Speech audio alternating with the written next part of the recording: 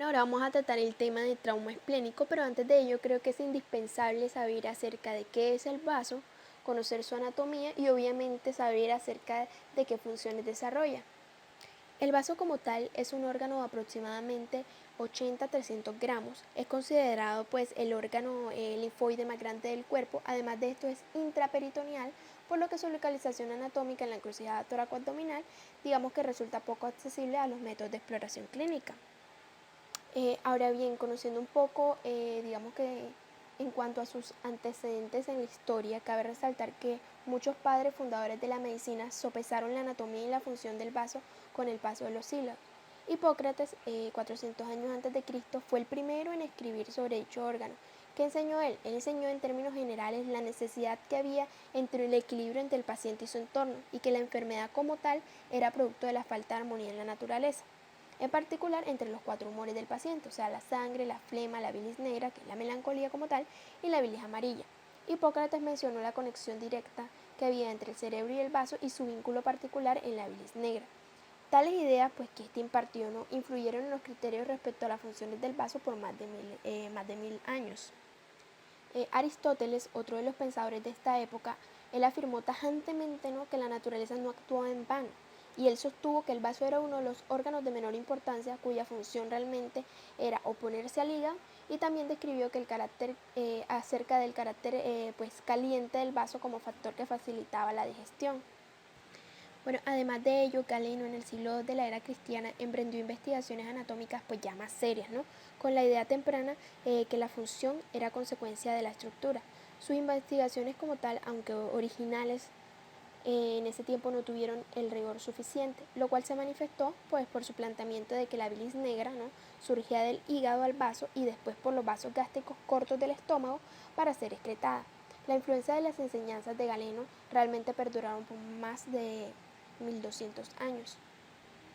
Al principio del siglo ya XVII, algunos científicos médicos y uno de los más notables, Malpighi, comenzaron a plantear ciertas hipótesis sobre la función del vaso al ser extirpado en perros, ¿no? Él señaló, después de vigilar a varios perros durante 5 años después de ser operados a extirparles como tal el vaso, que ellos pues podían sobrevivir, pero pues digamos que estos presentaban ya un hambre insaciable y un mayor apetito sexual. El vaso, aún en esta época de humores equilibrados, como tal había mencionado anteriormente, según se pensó, intervenían para equilibrar también el apetito, además de la melancolía, y el vaso pues, también se vinculó pues ya en esto con el hambre, y como dato paradójico también se le consideró como un asiento de la risa.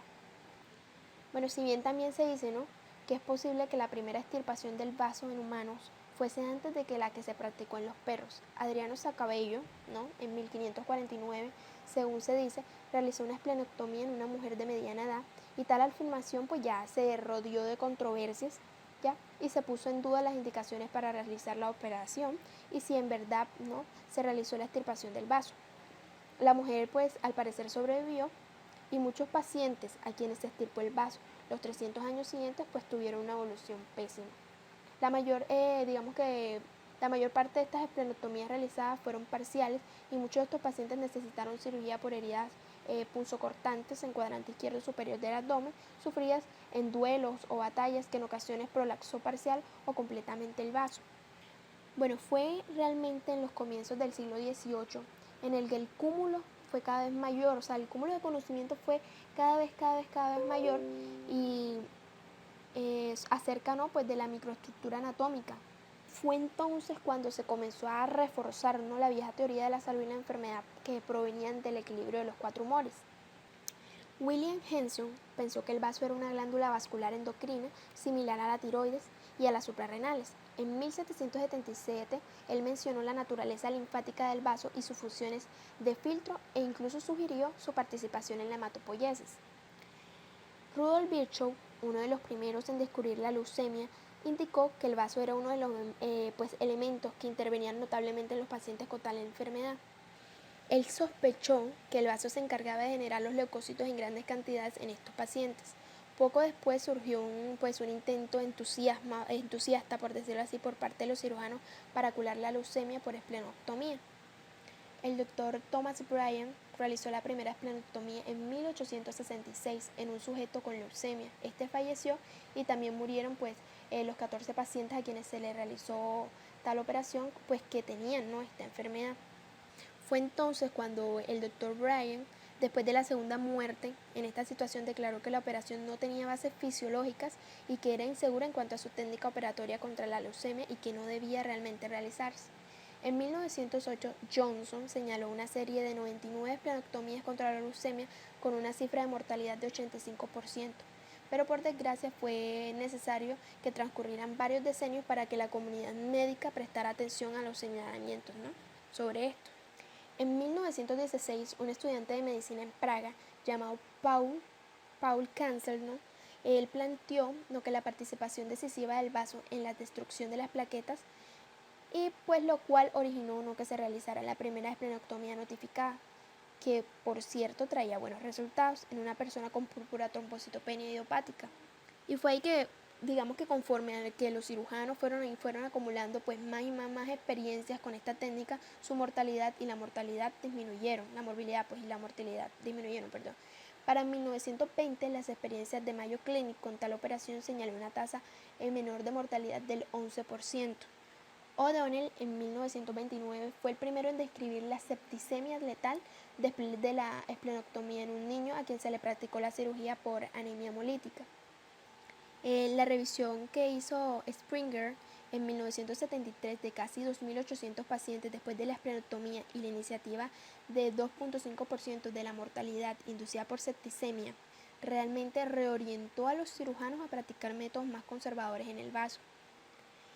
Fue ahí cuando el advenimiento de la cirugía con penetración mínima y la esplenectomía laparoscópicas al principio del decenio de 1990 constituyeron un proceso neto que benefició al paciente gracias a la evolución de la técnica operatoria.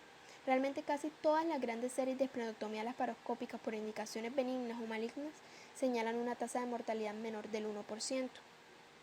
Las investigaciones no más actuales indican la participación decisiva del vaso en funciones inmunitarias, metabólicas, endocrinas, lo que ha permitido que el cirujano se oriente a conservar dicho órgano y sus actividades pues en la medida de lo posible. Ahora bien, hablando un poco acerca de la embriología, es indispensable saber que el desarrollo del vaso se inicia alrededor de la quinta semana de gestación. ¿Por qué se da esto? Por la diferenciación mesenquimatosa del mesogastrio dorsal entre el estómago y el páncreas. Los remanentes mesenquimatosos tienden a migrar hacia el hipocondrio izquierdo y se fusionan dando origen al vaso.